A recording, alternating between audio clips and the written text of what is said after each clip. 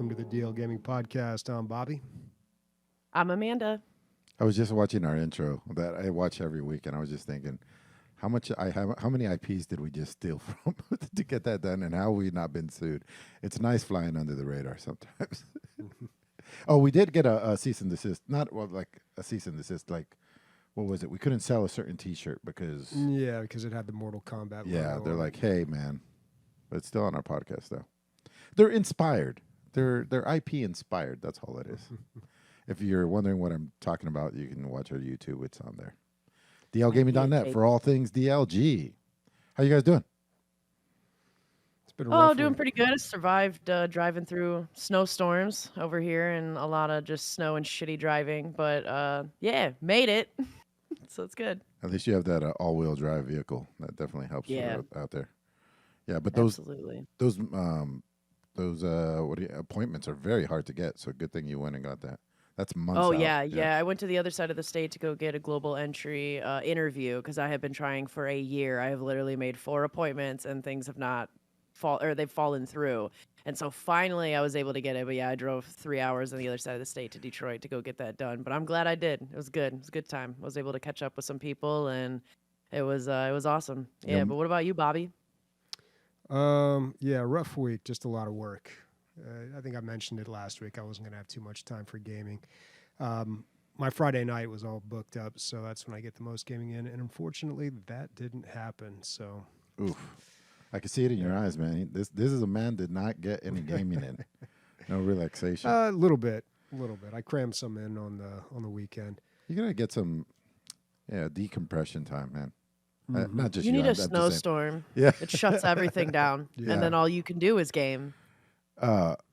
So, like a lot of workers, they just don't go to work, right? I mean, unless they can work remote. It depends what your line of work is. If you're in healthcare or services, public service or anything like that, you're fucked. You have to go in. Like I've always had to go into work. It was common for people to spin out or crash their car and then still go to work because there's also a lot of pride and stuff too that of people pushing through and going to work. I mean, but you do also have obviously like a decent amount of group of people that are like they get 2 snowflakes outside and they're like, I'm calling in. I'm scared. And so like they'll call in and like, and a lot of things will shut down, like especially when you're talking about kids. It was cool growing up with the amount of snow days. I'm sure snipers dealt with that a bit too. But as a kid, it's awesome because you might wake up and it's like Christmas multiple times a year because you're like, I get to spend all day just playing video games because you love a snow day. So there are definitely some professions where like everything, it shuts down and you just stay inside. And if it's a really terrible ice and snowstorm, then they would have like skeleton crews and things, and a lot of people would be sent home. My school only shut down when I was growing up when it was -40 because that's when propane freezes, and that's how we heated the 4 little shacks that was our school. So Jesus, dude, you guys grew up on like Hoth compared to like where I. Yeah, for real. I know, and it shows. Is that -40 Celsius? yeah. That's insane. Yeah. Yeah, I think the coldest it took for our university to shut down, it was -28, but that's Fahrenheit. I'm always asking Days about at the beginning of the podcast. I'm like, what is it over there? It's a whole different world. Frozen. I've never been. Yeah, it's frozen. Oh. It's a frozen world. Sorry, propane freezes at a much I meant turn to liquid. Unusable, no matter. You can't Yeah, use it, but gotcha. not frozen. Okay. Hey, how about some video games? You guys want to talk about some of those? Yeah, I was going to say something not frozen, but liquid hot for me this week was playing a lot of video games. I did get to play a lot of games, which is great. Great segue. Yeah, I got to bring it back, dude. I was gone for a minute, but you got to try, and even if it backfires, you're fine, and that's why it's always good to have a backfire wall, right? So tell me about that, Bobby. That's on our radar, by the way, which are things that have come to our attention, but we haven't gotten a chance to fully play yet. Yeah, this is an upcoming puzzle adventure game that is set inside of a smartphone. So it's an interesting premise. You play like, I don't know, some bit of code or like this update you're responsible for updating the operating system, but this update is going to ruin the phone, so you have to prevent it somehow. So you wander through this area, which is like the inside of a smartphone, and you deal with different apps and bits of code and software, and encounter and solve lots of different puzzles. And it's done very comically. I watched a little bit of the trailers and like someone streaming it on the Steam page, and it kind of has that same humor as Portal, or that Portal eventually gets to. In the first Portal, I don't know, it's been so long, but they really build up to that humor. Like you slowly get hints of it, and you start to realize, oh, I think this robot's against me, and it kind of says some funny things. And then the second one, they fully lean into it. And that's kind of what this game is like. But it's an interesting concept. These puzzle games, it's tough because even the good ones, I play them for a while and then I lose interest at some point. Like I don't want to complete them or get through them. But if it has enough humor and if it's entertaining enough, that might be compelling enough to actually complete. But this game is coming out pretty soon here. Let's see, what's the release date? January 30th. So yeah, just right around the corner. Actually, it'll be out by the time we post this episode. So no price on it as of right now, but I don't know. I'm guessing this is going to be around $15-20. There is a demo of it, so you could try before you buy. That'd be my guess about that. That's backfirewall _. Yeah, _ one word. Yeah. It's hard to segue when you end them up like that, You're like, and that was this. Now let's start Speaking this. of underscoring segues, I don't know. What you got, Days? You got a whole bunch, looks like. It only looks like that. It's deceiving. And actually, I'm not, well, yeah. So I put on there, of course, you know me, once in a while, I like to go into the deep depths of the weirdness in my Steam discovery queue. This was one of those. I just couldn't stop looking at it. It is called ENA or ENA Dream Barbecue. I have no fucking idea why, and I have no idea what the fuck is going on. That's how I would describe this game, the way it looks. But you know what? I'm in it, dude. I'm in it. It's like, talk about an indie game, so indie you don't like, what even is it, right? And so it's coming out in 2023. It states that it's an experience of surreal environments and inexplicable characters. That basically you are searching for a boss that everybody wants to be. You're going to explore like these strange worlds. They have you take on these side gigs, and you're going to meet a bunch of characters. And it just looks like I'm going to be sitting there being like, what the fuck is this? And laughing the whole time. And I love games that make me do that, because I'm like, why? To me, it's so fascinating when you can see just like artistic weirdness in a video game. And that's kind of how I feel about this. Is that it just seems like a really odd, fascinating thing of like anime and a hodgepodge of just odd shit. And I like it. It does look like 90s anime, for sure. It looks good. It's strange, very strange. Oh, I mean, it looks terrible is what you mean. Like graphically, it looks bad, but that's what makes it great. it's so weird. It is. It's one of the weirdest things I've seen, so I'm very excited for it. I wish I knew when it was actually released, but it is going to be released this year. So I'm putting it on my wish list. I'm going to watch out for it because it definitely seems just like the fuck. The only thing that looked like a game so far was a little bit of first-person shooter-esque, but that's just a guess. I don't know. I saw a bunch of weird stuff. I feel like this is going to be a lot of just kind of like walking simulator, and once in a while pew pew at something, but otherwise just like a cinematic fucking weird experience.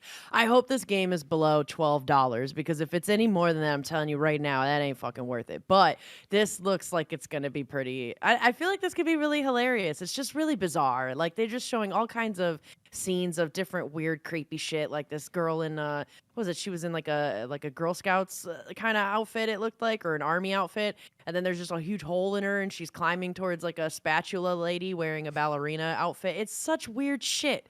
What's but like, weird about that? I'm intrigued. I looked out my window today, arena? Yeah, a spatula arena is a little weird, don't you think? I mean, normally when I go see ballerinas dance, their whole head is not a spatula. It's odd. It's true. Dude, but speaking of odd, and like what a cool rhythmic kind of game of rock oddness from Bethesda. Like, what was your experience? Oh, you weren't playing Ember Knights. I wasn't going to talk about Ember Knights. I was going to talk about, what was it, the high. Oh, Hi-Fi Didn't Rush. you I play? I had that on my Yeah, you. radar, and I moved it over to the highlights Oh, because shit. I All right. actually I put played it. that on my radar. And then I was like, damn it, Emilio played it. All right, all right, all right. Yeah, that's going to be But it's really even fun. better because it's on my highlights. But that's a little teaser for later, folks. A That's so little teaser. you That's don't right. turn off the podcastness. I did put Ember Knights on my radar though, and I was gonna tell Chris, this is the one that I was telling you about, that I think you're gonna be excited about this. So it's overwhelmingly positive on Steam. It's still in early access. It's a four. It has 1,500 reviews, overwhelmingly positive, and that's still in early access. That's saying something. So it's an action roguelike that's 4-player co-op, and the two little reviews that I said both said the same thing, that the action is Hades-esque. So that's why I thought maybe you and your girl could play with this together. Now it's it doesn't have the super giant like money behind it, but so I don't think this. I'm guessing here. I don't think the story and the the voice acting and all that stuff, you're not gonna get that stuff. But as far as the action and the synergies between weapons, and I don't know if they have as much, but it's still all in the same vein. So I mean, to have that just the action part of it in co-op would be great. I mean, I wouldn't complain at all. I wouldn't be like, this isn't Hades. Like just being able to play this. Although I did notice that the fighting areas, the rooms that you're in, they seem small to contain 4 players. It must be so chaotic because you dash out of the way to dodge something, but it's bound to hit another player where they're aiming at one guy. So you really have to be on your toes. But I would love to play this with whoever wants to play. This sounds awesome. I'm gonna buy this. It's $15 too. I put it on my wish list only because I kind of want to wait till it's done before I buy it or start playing it. Just because I guess there's 3 biomes right now. They plan on putting more. They have a roadmap. They've been following it pretty consistently. So like right now they're promoting their January update. So they're just continuously working on this. I've seen this a bunch of times, and I just didn't click on it because it looks like a bunch of other stuff, but I didn't know that it's been doing so well. So, yeah, now I'm excited about something I didn't know that it was around. Yeah. Nice. Well, that's cool. Ember Knights. That's Ember Knights. So I've got a bit of an update on my radar. Elder Scrolls Online is coming out with a new DLC on June 5th, 2023. And they come out with a lot of DLCs, yes, but this one touches my heart because this one you travel to the Telvanni Peninsula of Morrowind. And anytime I hear anything with Morrowind, I'm like, yes, please. Because that was the game that got me sucked into Elder Scrolls just in general, was Morrowind. So I'm a sucker for that. Basically, you are going to be going to the Telvanni Peninsula, where you're going to see massive mushrooms, and there's a whole bunch of arcane magic, and obviously dark elves and like rocky spires and stuff dripping up, and tons of books and nerdy shit, because that is kind of the whole theme of everything. There's a new class that's supposed to be coming out called the Arcanist, and where it's kind of like they mix destructive, restorative, and defensive magic. Using a lot of runes and lost tombs of power and stuff, because you're in a very like library dark like kind of world off of Morrowind. And so I was always curious when I was playing Morrowind about the Telvanni themselves, because I always loved being like a dark elf that was destructive as fuck when I played Morrowind. That was one of the characters that I played a lot of. And so to me this seems like it could be really solid, and the story of it is that basically like there are powers that are threatening, like because you're in the world of like Hermaeus Mora. If that's the like one of the Daedra of, it's like the dark, I think it's the Prince of Fate is, if I remember correctly, what Hermaeus Mora was. But anyway, you're essentially, like I said, trying to just tap into the arcane power and unravel like this secret, I guess, and this Daedric prince's secret, and trying to figure out what's going on with these crazy powers fighting. And it almost seems like a Cthulhu, like eldritch horror kind of feeling with the enemies that you're fighting and stuff, which is cool. Very cool. Who else? What other races come from Morrowind besides? So the ones that you were saying, they're the Dark Elves. The Dark Elves, yeah. Is that it, or is there anybody else? They're predominantly in Morrowind. It kind of depends on like what time you're. Well, gotcha. in the Elder Scrolls Online, there is like everything's very, very segregated because like the world of it and like the timeline of it in Elder Scrolls Online is basically kind of when the worlds start to interact with each other. The regions start to interact with each other. Like they've been this huge region of just all Bretons living in one area, right? Well, now they're starting to expand, and through the process of war and fighting and trying to fight for land in Cyrodiil, there is like a starting of like a mix and kind of molding of cultures meeting each other. So if I remember correctly, Morrowind was predominantly Dark Elf. Gotcha. Yeah, I would have to say it would be like Dunmer and the Dark Elf for sure. But in the game Morrowind, Elder Scrolls 3 Morrowind, it's way more of a mix. Like they were kind of like the ancient civilization in a sense, or like the original, the indigenous civilization was the Dark Elves. But there was such a mixing at that point in Morrowind because it was so much later than Elder Scrolls Online universe in the timeline of that.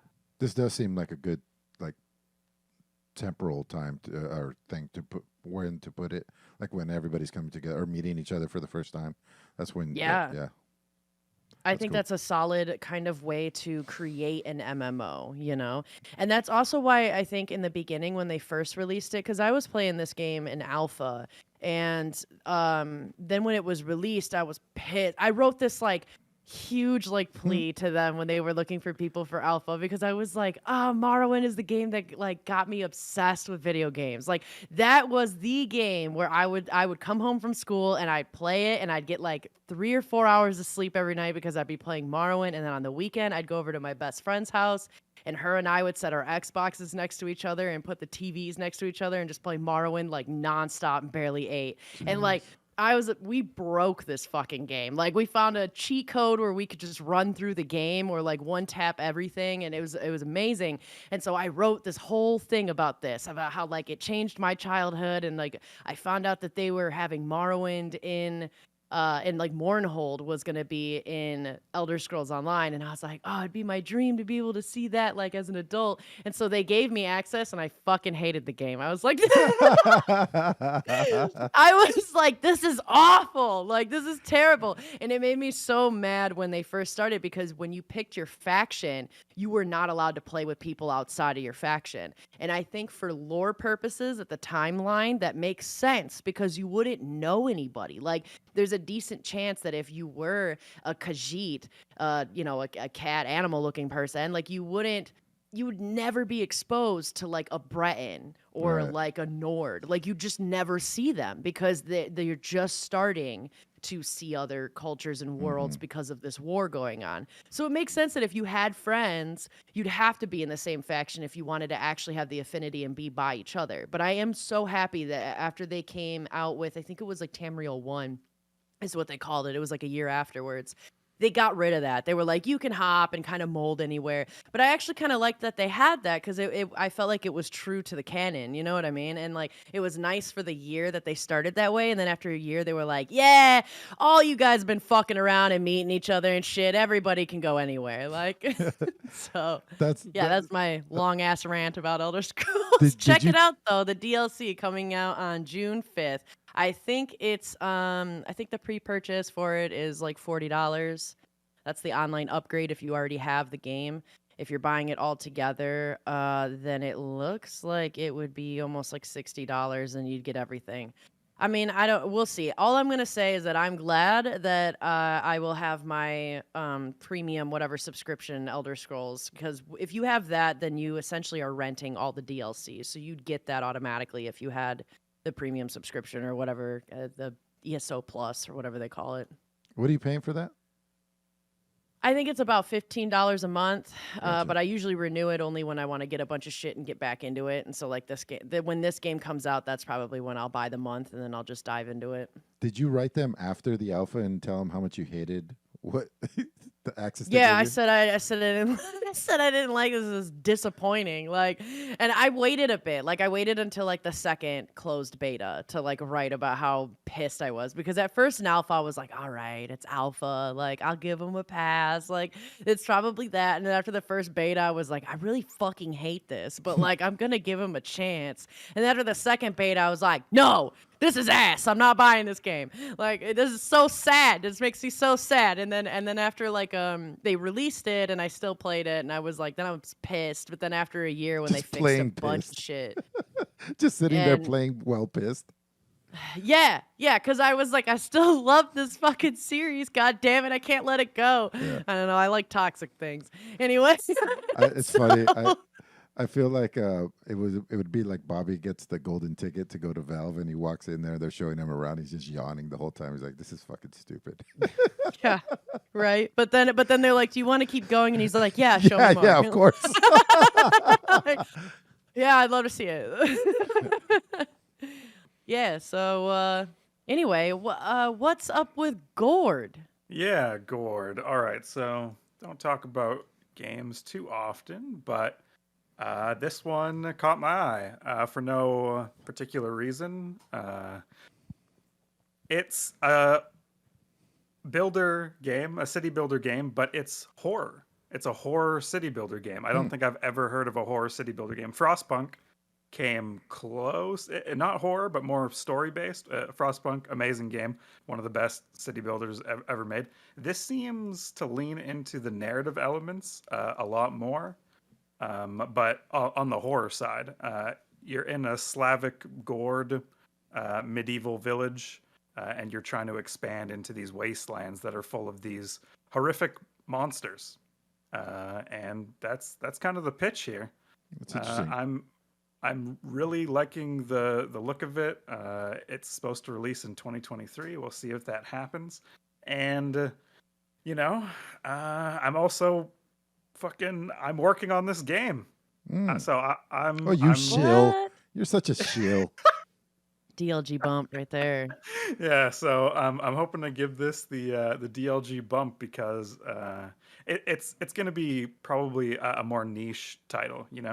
I don't know how many people out there are interested in horror city builders, but if that does interest you, take a look, join their Discord, and you'll see yours truly up there. Well, They Are Billions did well, and that's close-ish, right? Yeah, In a way. yeah. I feel like They Are Billions is more I mean, we're cutting hairs here probably, but more like wave survival, not exactly a city builder, but yeah, no, you're right. There are times in They Are Billions where I get a little. I'm like, oh shit, they've destroyed one of my tents in my entire town that's taken 3 hours to make is now destroyed. Thank you. If you're able to, I think this looks sick. it does look good. I like the lighting a lot. It's creepy. It's like that underwater city builder that Bobby was talking about. It's kind of like that, where only the campfires are illuminating. Outside of that, it's pretty sketchy. Do you think we could play it, Emilio? Do you think this would pass the Yes, bitch I test? think I could play. There's something. I think I could play it too. Yeah, I like it. Makes me want to play it because I'm like, hey, this is a horror game I think I can handle because I can see so far. I'm not shitting on Textorcist your field game at view. all, Christian, but it's like I feel like a top-down view is a little less scary, but For sure. yeah. I agree. But what else was I going to say? Oh, yeah. If you have any influence at all with the developers, let them know that they really missed the ball. They could have called it Gord Help Us, but that was a stretch. All right. Okay. Yeah. I'll All right. pass that Second- along, so- and I'll immediately lose my job. Write the That's memo. just Gord on Steam. just Check it do out. an anonymous sticky note, dude, somewhere in some office somewhere. Gord Help Us. And then you can highlight it, which, is a beautiful segue into our Wow. next section, which is Wow. highlights. Games that we have played that we got a lot to fucking say about, right? We do. And has nothing to do with saying, everything to do with typing. Bobby, what's up with the Textorcist?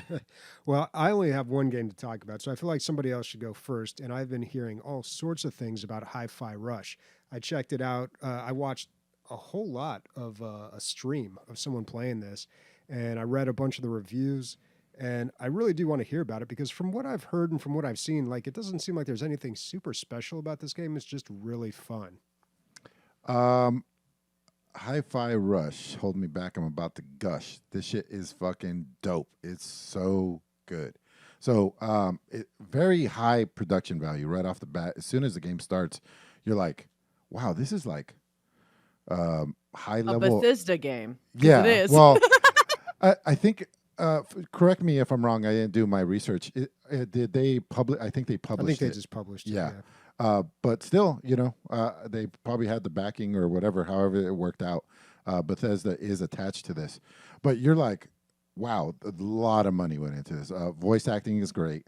Animation is like something, high level that would just come out today. They're like, this art is beautiful. And then it doesn't seamlessly go into the action. It's not the exact same animation, but it's not worse or better. It's just two variations of high level animation.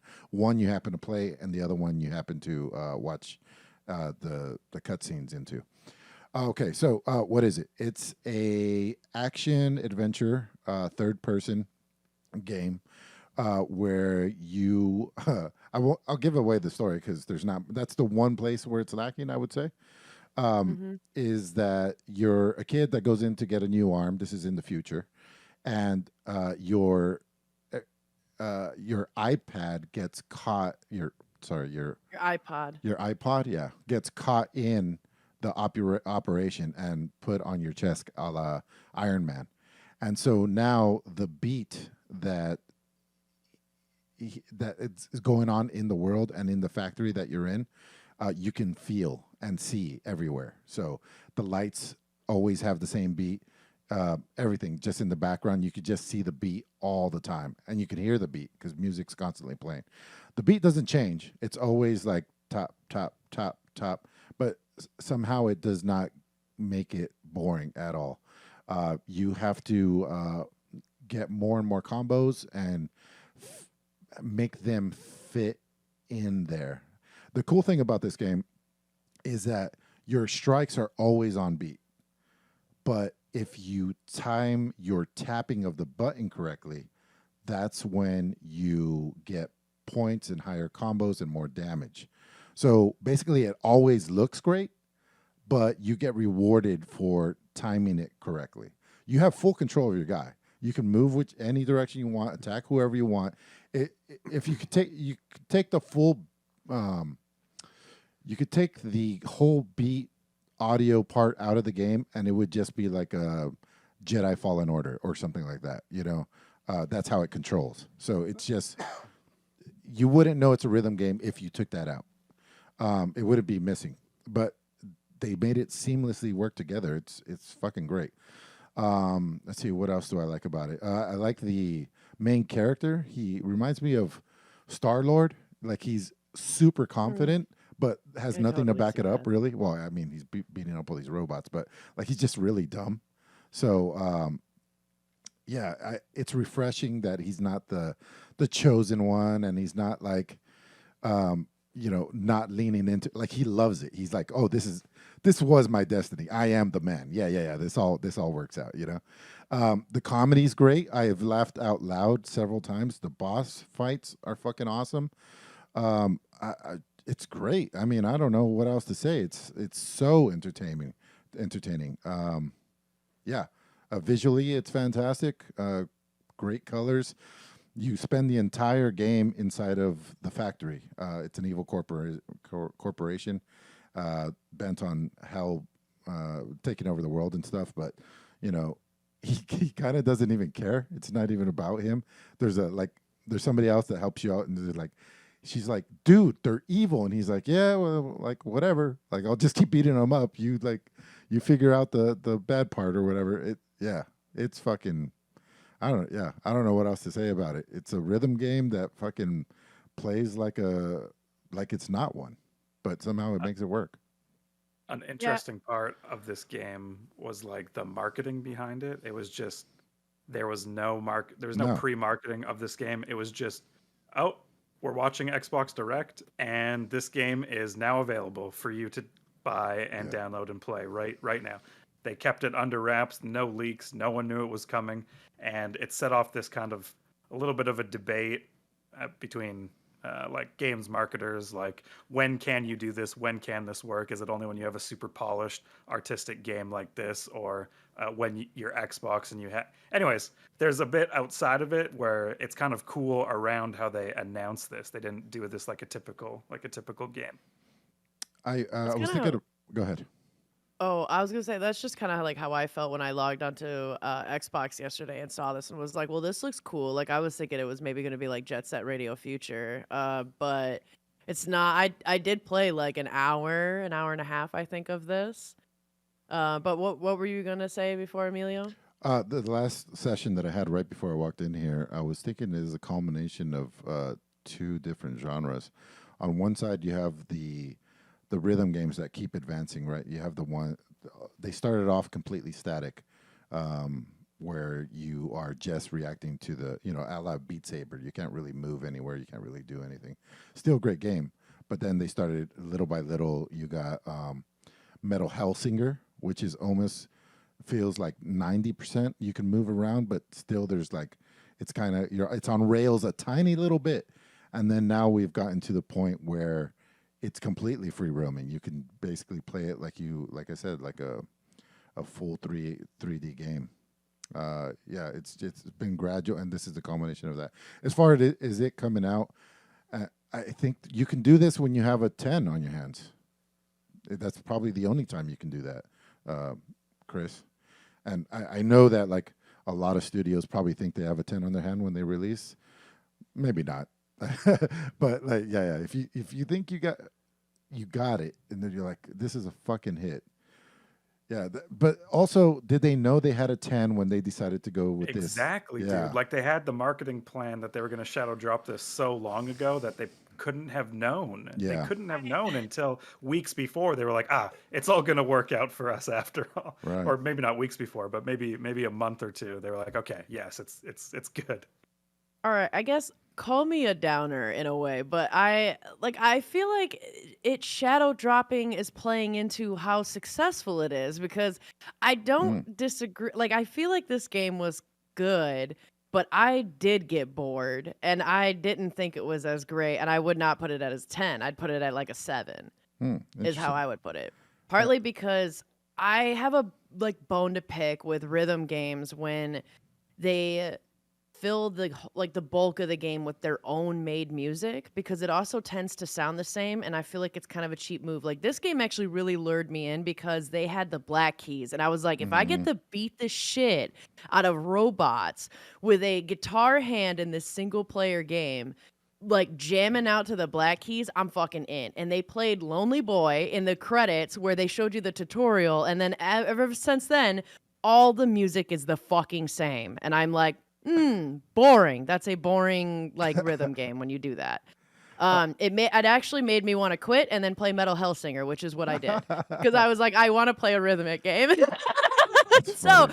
but I will say that like visually this game was super cool and it was a lot of fun. Like I feel like I got to be in like a particular mood to play this and I can't play it for very long cuz I get annoyed cuz like the main character's name is Chai, the villain's name is Kale. The fuck did somebody just do like a California soup and pull out fucking words for these characters? Like it's like they making a salad at a cafe. Like I don't get that. I don't get some of the writing of it. Like I think the story is also lacking, but it is like a fun fighting game, I think. And I didn't like dislike it. Like I said, I'd put it at like a 7, but I think you're hyping it up a little too much there, Emilio. I don't know that the reviews say otherwise. That's But true. but Maybe I'm just a bitter bitch about it because the music sounded too similar and I was like, boring. it is similar because the beat never changes.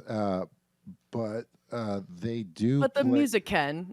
Yeah, the music, every time you fight a boss, it has its own track. That's not their own music; it's from a band. They're not. the Black Keys. They definitely wasted that song on the credits. They did. Yeah. Oh my god! And also too, they set the expectation too high by doing that because I'm sitting here thinking how badass this game is about to be when they're starting with the Black Keys, and then it went whap whap like with the musically at least. Did you get to the boss? The first boss? I did, and like that was cool. But then afterwards, once the music went back to being like the same tight, like the same kind of shit, like it was just too similar in a way. And then that's when I'm just like, all right, like. It's getting to the point now because they're adding. Now I have other characters that I can warp in to add combos. It kind of reminded me of like Marvel vs. Capcom 2. Like you'll be fighting or whatever, and then you'll bring in this other character to do this like auxiliary move. And now I'm to the point where I'm using, I think, all 8 buttons. And so my fingers are like getting clumsy with each other. And I'm doing the wrong things at the wrong time. I'm sure I'll get better if I keep at it. But yeah. Bobby, are you going to play it? It's on Game Pass. I don't have Game Pass right now. I know. But every week you say you want to play something and we say it's on Game Pass. I mean, whenever I have Game Pass, I might check it out. I don't know. I don't like rhythm games all that much. Yeah, it's funny as I put on at first I put the visual like help device that like shows you fucking where the beat is, and I was doing better without it, so I turned it back off and I did better without it. It's like a metronome. Yeah. I don't hate rhythm games, but I'm not crazy about them. But I think I really don't like action adventure games. Like I'm just not. I don't know. I played a couple of them. I'm like, all right, I get it. Rise, Son of Rome. I like that game. The Arkham Knight Batman games. Like, yeah, okay, cool. And then after that, I was just like, all right, I never need to play a single one of these ever again. But I don't know. Maybe I'm missing out. I've never played Bayonetta or like any of the really famous ones. Never played a Devil May Cry game, but I can't imagine them being all that different. I didn't like the last one that I played. All right. So that was Hi-Fi Rush. Now we got. What'd you think of the ending of Firewatch? What was the ending of Firewatch? I'm sure Man, yeah. So I got a whole story with Firewatch. Sorry. So I spent the night over at my cousin's place, and she's a gamer as well. And we both ate a gummy, and we were like, I was like, I really need to finish Firewatch tonight because I'll be damned if Bobby spoils it the next time I'm on the episode. I can't spoil it. I don't know the ending. Well, I didn't know you didn't know. And so anyway, thanks for the motivation. I finished this fucking game. And I was sitting with my cousin. We were laughing and having a blast. And like this game is just, I think it's really fascinating and really cool. There were so many moments that were kind of just like intense because you're this guy who is married to this woman who starts having dementia in her 40s, and so you kind of get away to take a break, and you need like a big break. So you go from Colorado to Wyoming to be one of the fire watchers in the National Park Service, where you're up in one of those huge towers, and you're given a radio, and you're talking to this woman Delilah the whole time. And you're doing things like you're hiking around and you see fireworks. And so you kind of go to investigate the fireworks. And it's these like teenagers skinny dipping, and you yell at them and they're fucking assholes. They're like, ew, you gross pedo or whatever bullshit. And like they flee. And so you go the next day to like check on them and see like where their campsite is, because you see like a campfire smoke, and you go where the smoke is, and their campsite is destroyed. And there's like a note that says like, we're going to the cops, you creep, at the lake. And like he's like talking on the radio that it's not him. Then he finds like later on transcripts of what he thought was a private line with this woman Delilah, where it's written verbatim what they're saying. So then they're freaked out, and it's like this entire mystery unraveling of like, who knows how, like who else is out here basically, because the girls go missing. And so then they're all worried about going to the they go to the cops and like need to talk to them. And so they're looking for these missing girls, and an enormous fire breaks out. And you go through this cave, and if you haven't played this game, I'm giving you a heads up right now. We're about to have spoilers, so skip ahead. I don't know, like a little bit. So, all right, we're good, cool. So anyway, you go down this cave, and at the bottom of it is this dead little boy, because there was a dad and his son, and the dad was pushing his son to hike and to climb. And so the boy didn't secure his like hooks in there, and you had to make a decision whether you believe that it was a tragedy or if you want to get them involved with the cops because you think that he did it on purpose because apparently the dad was an asshole. And like it's just this whole thing that unravels where you think that there's people out to get you, and then you learn that it has fucking nothing to do with you, which I just thought was so cool. And then the game is like you get taken away by a helicopter because this fire that started has now engulfed the whole area, and so everybody needs to evacuate. And so you think that maybe you're going to get on the helicopter and meet Delilah and see this, and like it's going to continue, and then it's gone. The game's done. So, but I loved it. I thought it was such a good story, and it was like really therapeutic to like kind of go through hiking, and just it was very visually beautiful. The music was very nice, and I thought overall it was just like a wonderful like kind of feel good walking simulator with actually a very engaging and interesting story and mystery. And it's got kind of a twist. It's not exactly what you think it is, which I love that. How long did it end up being, you think?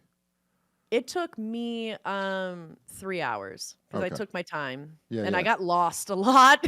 Well, like I said, I ate a gummy, and so I was like, "Shit, where am I going?" Like, and then I'd turn around and I'd be like, "No, I didn't go this way," because you can hold a map, and so I'm holding a map and a compass, and I'm like zooming into the map, and I'm like watching my little dot move to make sure what direction I'm going because I'm baked and not thinking like use the fucking compass. That's why it's right there. But no, it's such a fun game. I definitely recommend it, especially if you can get it like I don't know, relatively cheap or on Game Pass. It's great, but it is a 3-hour game. So It right must now have they're been selling it for $20.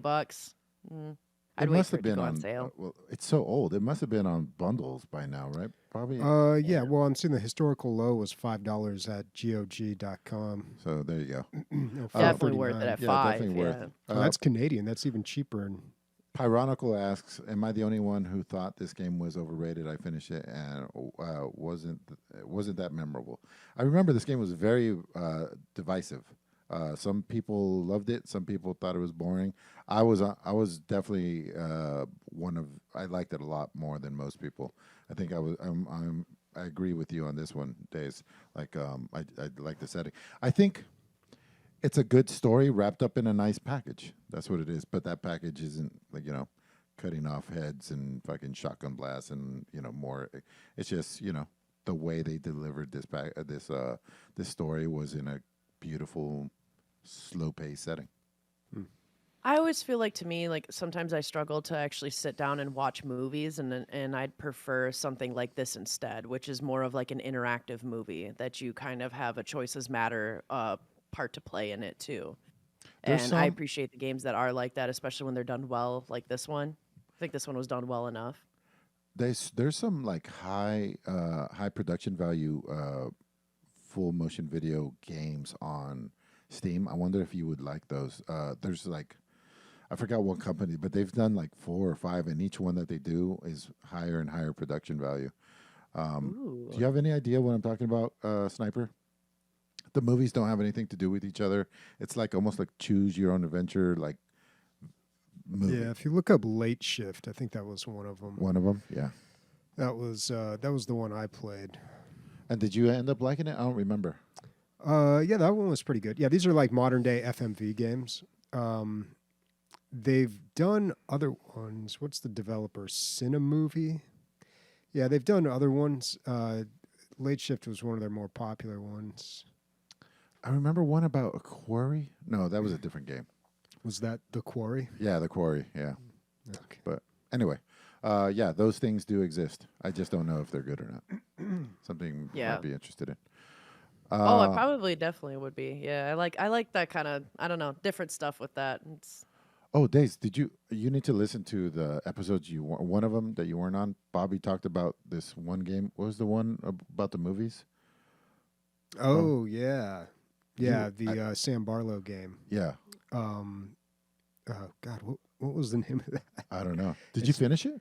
No, not yet. Okay. I've watched more of the videos, but I haven't quite finished it. Not Telling Lies. The No, the other one. the new one, Immortality. Yeah, Based on what Bobby said about this, Yeah. you need to play this, Stace. It sounds so Yeah, fucking this cool. one's. I really liked that one, and I kept when you mentioned the game, I kept wanting to say its working title, which was Ambrosio, but I couldn't remember what they.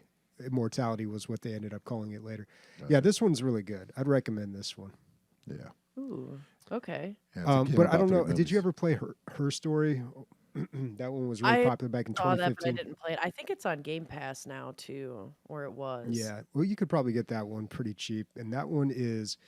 I would check that one out and see if you like it. If you like that kind of game style, that kind of like detective, putting the pieces together, building the story non-linearly, and if you do, then definitely check this one out. Hell yeah. Okay, so what else do we have? Empire of Sin.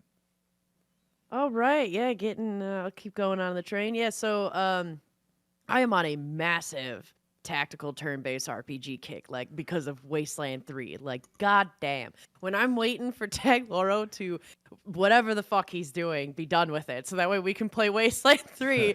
I had to get my fix, dude. Like it's like it's like so I checked out Empire of Sin, which is on Game Pass. And it's a strategy turn-based RPG, tactical turn-based RPG that takes place in like the 1920s Prohibition era of Chicago, and you are like a gangster that has all these thugs working for you. And I'm close to Chicago right now, so like I was like, yeah, this could be really fucking fun and awesome. And it's a really neat game because they have these different districts of Chicago that these different gang lords like kind of run, and they have things like brothels and casinos and speakeasies, and you assemble a team of like thugs to go out and basically take over and take down these other buildings and these other places so that way then you can take over the precinct, and you're kind of having this relationship that you have to maintain with the police as well. And as you kill more thugs, you gain more notoriety, which makes you more powerful against other thugs, but it also puts the cops more on your radar for them to raid your places that you have in your precinct. And so the game is kind of complex with some of the strategy because there is a lot of like Civ 6 type politics going on between the different gangsters, and at the same time like there's definitely like a decent amount of actual fighting, which is like the turn-based combat that I was like looking for and wanting. I do think that this game is like not as great. I think the mixed reviews are valid for sure with this game because there's some like clunky mechanics to when you're fighting, and there's a lot of like missed shots that shouldn't be happening. Like you'll have like a 98% chance and it'll look like it hit and it makes the sound that it hits, and then like nothing happens. So like there's some bugs and shit in it still, which is bonkers since it's like almost like 2-year-old game. But like I don't think it's worth $40, but it is fun and filling that itch, and there's like some moments that are really great that I like a lot about it. There's some like savage shit with this too, because you can shoot and almost kill a guy and then use a skill of execution where you run up and you slit their throat with a shaving like knife. And then you get healed when you do that. And it's just, Of it goes into course. this little cutscene of doing it. I have this guy, his name's something Reagan. I think it's Bobby Reagan or something. And he's like this dude that walks around with a huge baseball bat, and everybody gets like this special ultimate as a like mob boss essentially. And his is he goes up to this guy and you hear this announcer go, Reagan's at the bat. And then he does like a home run swing and just KOs whoever he attacks. And it's awesome. So I love that shit. That's cool. And I do also think it's really cool with this game that you can zoom in with the mouse wheel and like run around like it is some top-down RPG, or you can zoom completely out and then it looks a lot more like a city building kind of game, or like a strategy kind of game like Stellaris and things like that, where you can see the different points that you can zoom into in the districts. And so and that feels like a very fluid kind of motion as well, so that's kind of nice. But I do think this game is mixed, and I do kind of just use it as my like in between game while I'm waiting to play Wasteland 3, because for fuck's sake I can't get enough of that game. Sounds like it. But Damn, looks like it has so many good concepts. It looks good. It just dropped the ball mechanically, or I mean, technically, it sounds like maybe the programming they fucked up. But like I'm digging what you were talking about, the risk versus reward with the cops and the notoriety. Do you pay off the cops to kind of simmer them down? Is that You what? can, yeah, you can pay off the cops. You can like as you level up and stuff, your mob and your gang, like you can kind of get different perks and different things to help as well with the cops and kind of increase that relationship.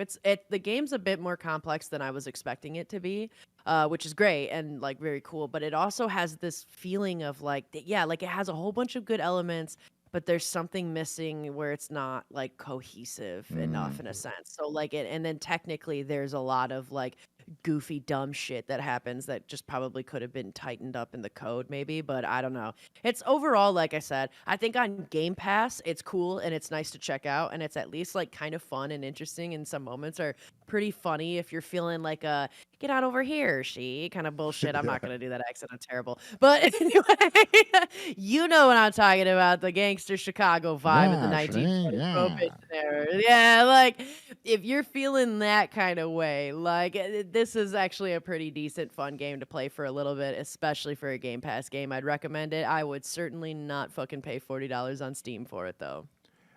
Days, I got a couple of these games that tactical turn-based. I'm wondering if you've played them. Have you played the XCOMs? No. Yeah. So it might be the XCOM 2. I think. What's the reviews on that? I think 84%. What about the Sons of the Chosen? Guns. It's the DLC for this. I think that's like at a 90% or something.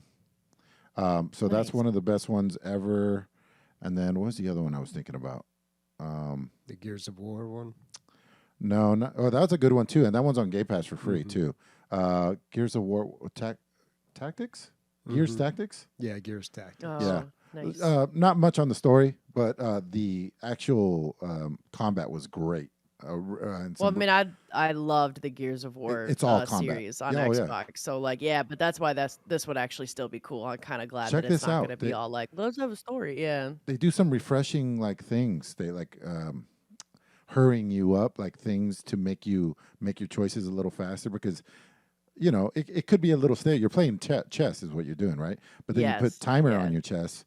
Not every game, but like they'll have bombs falling behind you. You got to move all your guys. Anyway, play it. It's free, and why not? It's awesome. I really Hell like this yeah. one. But what was the other one? If you want one with a lot of story, and I don't remember how good every single time I can't remember this one. It's the Shadowrun? Thank you. Shadowrun and Shadowrun Dragonfall. That has a really rich story world behind it. I love the setting. So it's a cyberpunk world with fantasy characters.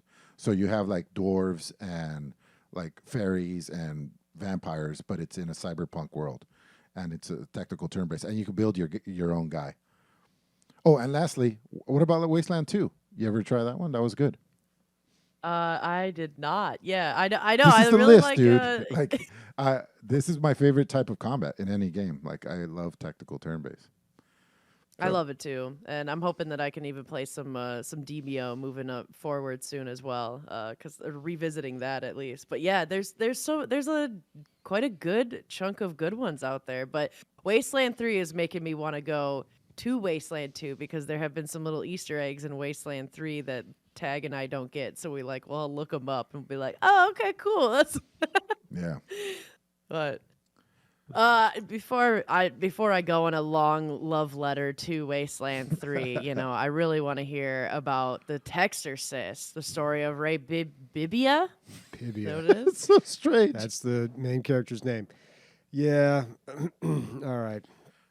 This is a typing game, so feel free to tune out. But we talked about this. Someone had recommended it a couple weeks ago. It's a typing game, but also a bullet hell game. So you hold Shift and use WASD to move your character around and dodge a bunch of bullets. And then when you get into a safe spot, you very quickly type out words that cast spells at the enemy. That's your fighting. attack, and one's your defense, one's your attack. Yeah, pretty much. And it's obviously very difficult to play this game, especially at first. What makes it even more difficult is if you mistype a word, it sends you back a letter. And that seems like, okay, cool. That seems like an all right mechanic. But when you type really fast, you don't realize that you've mistyped a letter. So you never mistype one letter. You're going to type multiple ones, and then you have to look and see where did it send me back to in the word I was trying to type. It'd be a lot easier if it just went like bzz and sent you back to the beginning of the word, and then you could type it again. Well, stop making errors. Yeah, I guess that's one way of doing it. But and the words that you type, these are like Bible verses. Some of it's Latin and stuff, so it's not like what you're used to typing. Also, the font makes it a little difficult to read, but you can change that in the settings. Maybe you, bro. I sit around and type Bible verses all the time. Dude, I've seen you type. It's like a toddler. It's awful. It's awful. Picking pegs. But if I could type with a club, I would. I just that's what it looks like anyway. But unfortunately, this game has a lot of bugs. It crashed when I first loaded it up, and eventually I got past that. And then I got into the game, and it crashed at 2 other points. One of them when I died during a boss fight. I can load back in and like restart the fight, no problem. But it crashes a lot, and I've looked up some of the error codes because hard crashes gives you some code that you can copy and then search for. And apparently, a lot of people are having the same issues. I guess it's got better over the versions, but yeah, man, this game crashes a lot. It's Early unfortunate. access? No, it's been out since 2019. This game's been out a while. It's on version 1.07, I think. And there's lots of DLC for this as well. Oh, by the way, the game was $3 on GOG right now on sale. The DLC is like $1, $1.50, and there's a couple of them. Worth it? I don't know if I'm going to pick them up based on the experience I had with the base game. It's a really cool idea. The story is you're this... you're an exorcist, but you're kind of like a rogue exorcist, like you're on your own. You're like a private detective exorcist. And you are in Rome, and there's something... I didn't pay attention too much to this story. You know I hate stories.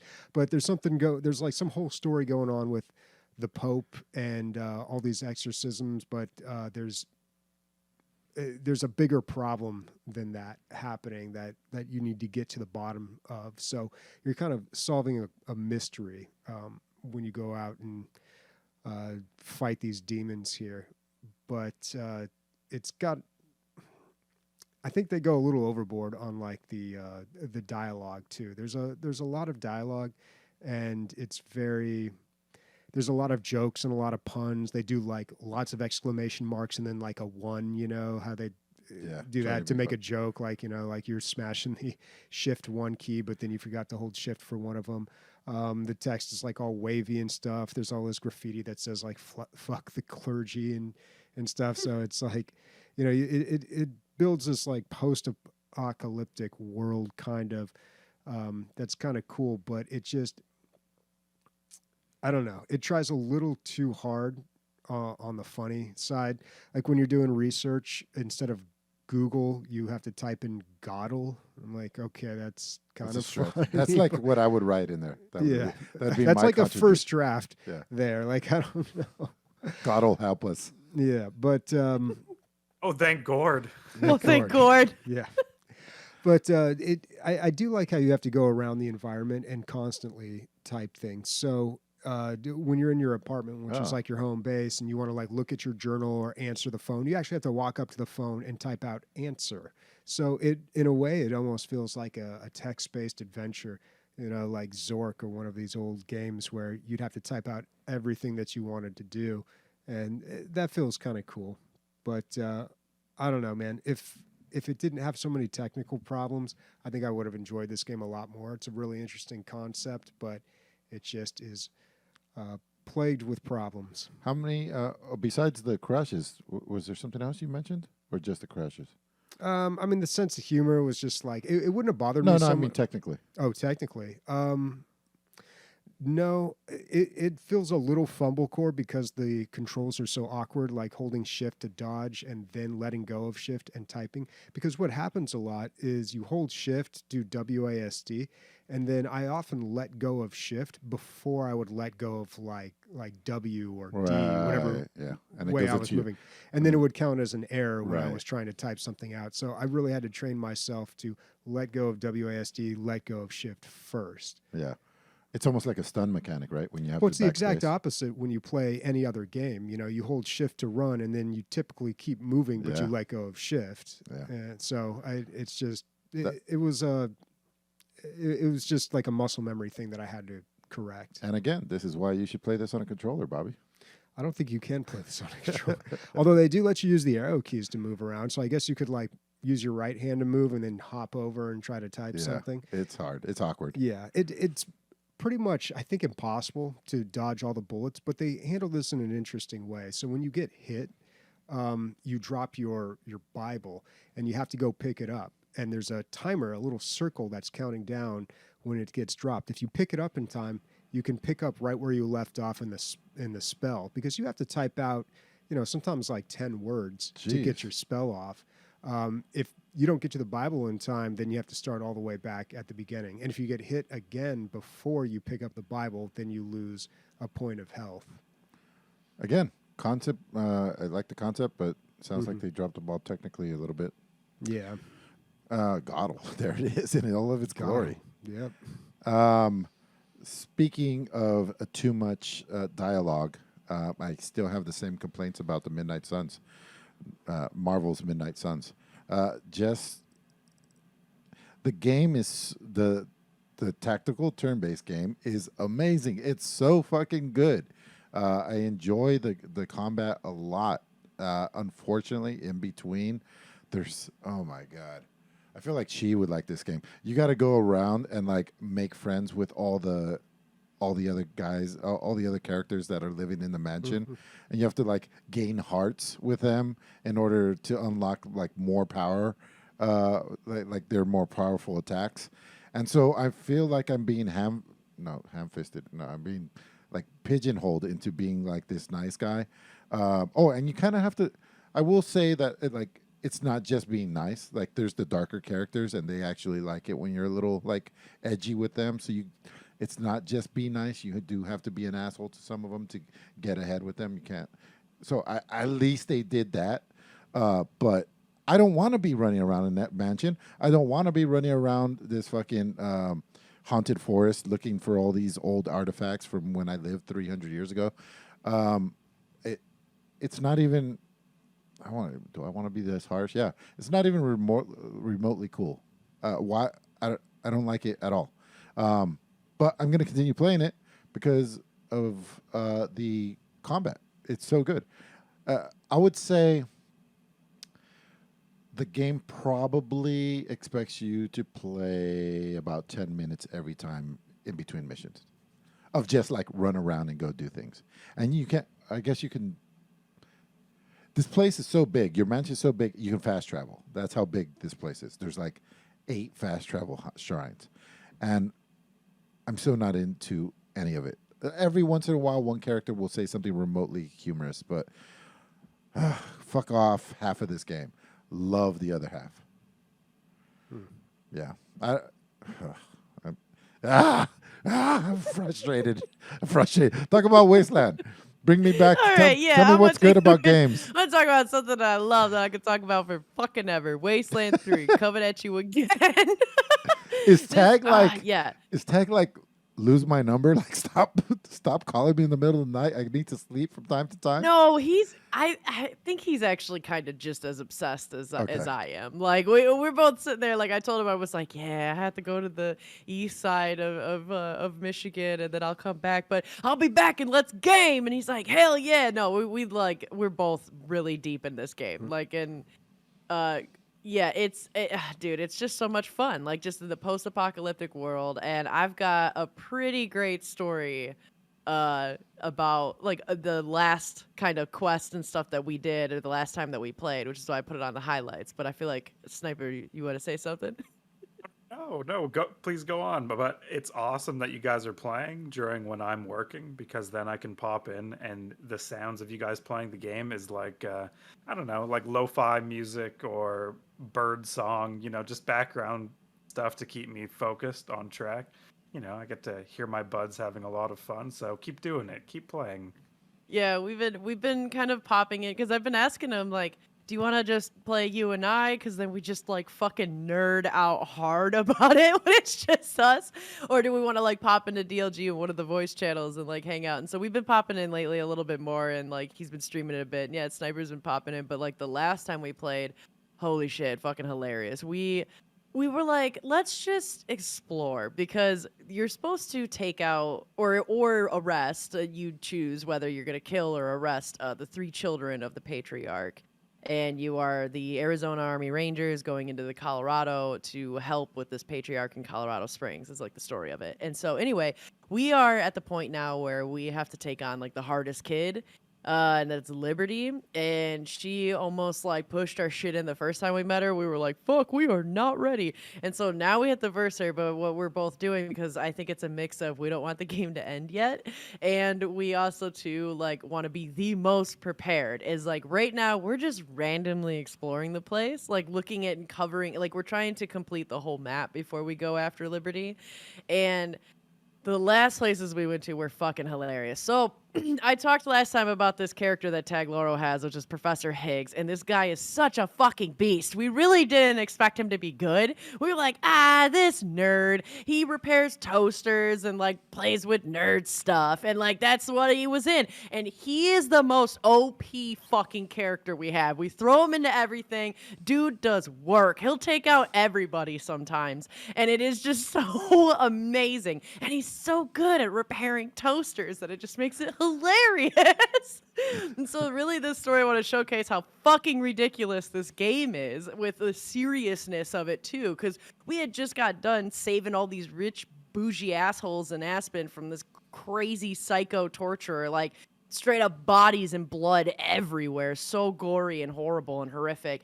And then afterwards, the next place we discovered was the Academy of Toasters. We're like, what? So when we go in, and if you had toaster repair level 10, you could repair this toaster. And so Professor Higgs did, and it granted us a golden toaster that followed us around and launched like fiery fucking toast or fireballs at stuff. It's so funny. It's so funny, and it's great. And then literally the next place we were driving, and we get a call on the radio from an elf who is like, save us from Santa, he's an asshole. And we're like, what?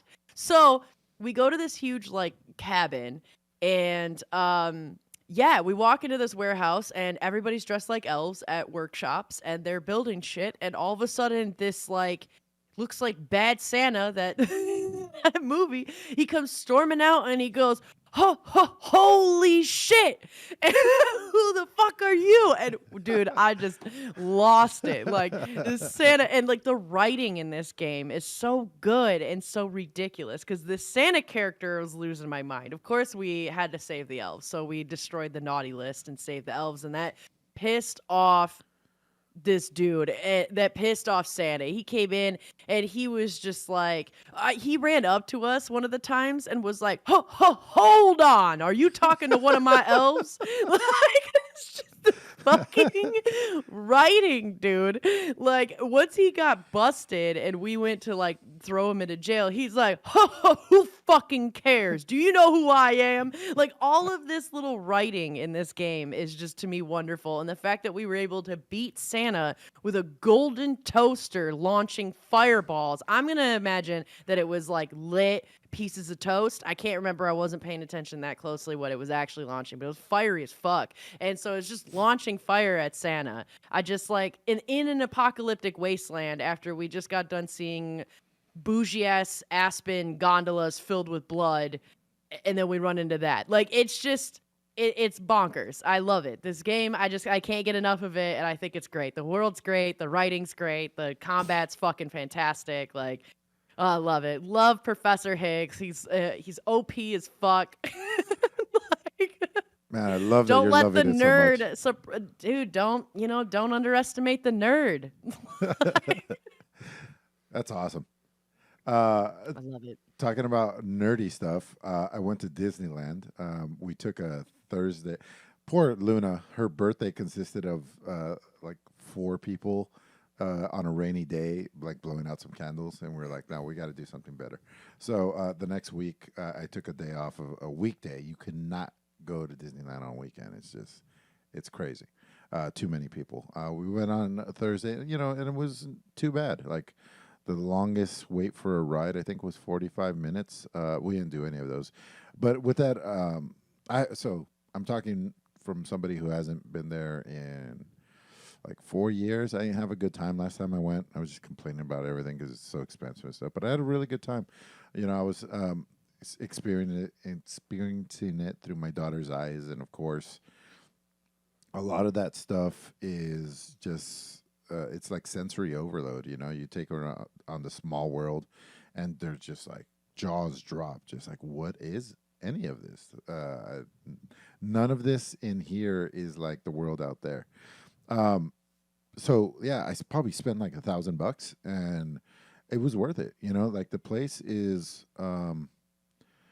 it's like called the happiest place on earth for a reason. It's there's a lot of attention to detail. I went to like Six Flags, and it's just like paint was chipping everywhere, and the fucking things are falling apart. They're barely scraping. And this place is pristine. Everything, it's clean. Everything looks the way it's supposed to look. And then you go to Star Wars Land, and it looks like you're in fucking Tatooine. You've been there, right, Bobby? Mm-hmm. Yeah. Yeah, I think they were still doing work. They hadn't had the second ride up yet. Yeah. The last time I went. And so now the second ride is what I'm going to talk about, because that shit is crazy. To call it a ride is underplaying a little bit. It's more of like an experience. So Disneyland started doing this thing because they realized that the lines are so long. We got to entertain the people while they're in line. So the newer the games come out, the rides come out, the newer ones, the line is part of the experience. So, like in the Star Wars area, you'll just go through, like when you go on the Millennium Falcon, then you'll hang out where, Obi-Wan or whoever played that chess game, you'll be in that little area. It's just so cool because it all looks real. And so they took that shit to the next level with this ride. It's called the Rise of the Resistance. So you go through. This is going to be kind of long, but because there's so much, you go through. The first thing you see is Poe. You see a hologram of Rey, and she explains to you what's going on, and it looks just like a hologram from the original Star Wars, right in front of you. Like, it's a really well done hologram. And then you go in the next room, and you see Poe's ship. And then you get into this, like, yeah, there it is. Then you get into this, like, passenger mover ship or whatever, passenger ship. And you take off, and you see yourself leave on the screens. It looks real, but it looks like you're leaving Disneyland, and you're leaving Los Angeles and then Earth. And then you see Poe's ship right behind you. So the ship you just passed is like, you all take off together. Then after that, you get captured by the Empire. There's a battle, and then you get captured by the Empire. And then you go off of the ship, and you're in one of those loading decks, like where they park the ships, where there's that big window. What do you call that? Like a hangar bays. Hangar bay, a dock. Yeah, a space docking thing. And it looks so fucking real. Like, there's stormtroopers, robot stormtroopers, all just lined up like they are when Darth Vader comes out and stuff. And it's just this big open area, but it looks so real. Like, there's this blue screen, that force field that keeps space out, that you see that, and then you see like little dots for space, and there's spaceships going around, and it feels like you're in a fucking Star Wars hangar bay. It's crazy. It's the bay itself wasn't like life size, because those things hold like hundreds of troops. These are only like maybe 40 troops are in front of you, but they did an amazing job. That might have been the best part of the ride. Just a room, not a whole lot going on, just a room. I took a picture of it. It's pretty cool. Then you get into this then the ride kind of starts, and you're on these little cars, and they go around this building that, like I keep saying, is about the size of an apartment building. You're just going through this thing, and all kinds of shit's going on. Kylo Ren's chasing after you. There's live actors, and it's also mixed with video stuff. It was very, very, very cool. One of the coolest rides I've ever been on. Yeah, it makes you feel like fucking Kylo Ren's chasing you throughout this whole thing. Awesome, super awesome. Had a great time at Star Wars Park, and I got Christian a gift that he requested. I got you one of the Coca-Colas. Thank you. Thanks. Yeah. Finally, I get this Coca-Cola. He goes, yeah, can you get it for me? It'll be for DLG. I know damn well it's for you, man. Like, you're going to be taking it home. Oh, I mean, yeah, of course, yeah. But I'll take it from you at DLG. Oh, is that what you meant? Okay. Yeah. All right, cool. You send that shit in the mail, and the fucking customs people, they want one too. Everyone's a Star Wars fan these days. It's true. Yeah, had a great time. Disneyland's worth going to. All right. Well, before we get into listener questions, we got something we want to plug here. Emilio. Yeah. I've texted you some instructions on this bit because a couple episodes ago, maybe 3 episodes ago, you were having some difficulty. You could describe the place on Steam or the feature on Steam, but you couldn't recall the name. So I thought Bobby and Amanda could help you out with this, and you could explain a part of Steam to them, and they're playing against each other trying to guess what it is. Okay, but I have no text from you. What's that? I have no text from you. Oh, well, this is awkward. Was it a long time ago? No, I just pressed send. On Discord? No. A text. Oh, dude, your It's got to go through customs. Yeah, It's dude. gotta go through customs. Does it have COVID? Because it's gonna have to wait 2 weeks. Okay, there we go. Just got it. Oh, no. It's coming. It says you got it. I just got it. Yeah. Okay. All right. You're on live recording. I'll do the fucking Oprah music. So now you're going to describe a feature on Steam? Yeah. Mm-hmm. Okay. All right. A way to get recommendations on Steam based on interests like Queue? Discovery queue. Yes. Very good. Oh, Amanda coming out punching. Get wrecked, Bobby. Wow, Bobby did say Q first. I don't know if that. But it's a discovery queue, It's true. all right? I'll Like- give it. I'll give that one to name of Amanda. it? Okay. The area of Steam Remote where play. user. Now you're just guessing. We got to wait till the whole thing. Okay, now Bobby's cheating, so we got to use buzzers. If you think you know the answer, you say your own name. Got it? Bobby, remote play. No, it's not. Son of a bitch, man. The area of Steam where users upload their custom content. Workshop? Sorted. Bobby Workshop?